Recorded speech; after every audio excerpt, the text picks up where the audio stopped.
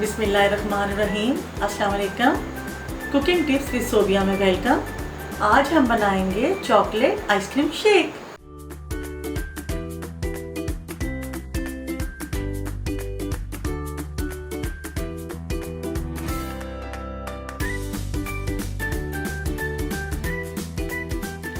Ice shake में हमने ना ठंडा दूध लेना है। अगर आपके पास ठंडा दूध नहीं है तो फिर आप इसमें बर्फ़ ऐड कर सकते हैं।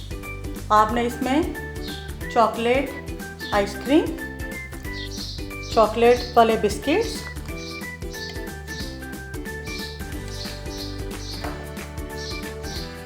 और इसमें चीनी हस्बे जायका।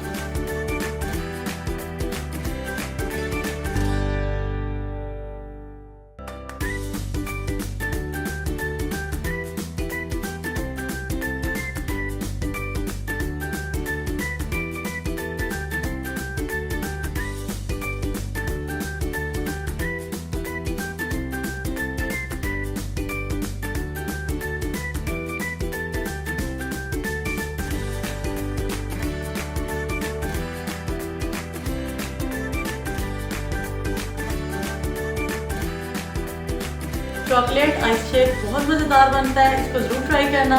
मेरी वीडियो अच्छी लगी तो इसको लाइक करना, मेरे चैनल को सब्सक्राइब करना और मुझे दुआओं में याद रखना। ओके, अल्लाह हाफिज़, खुश रहो।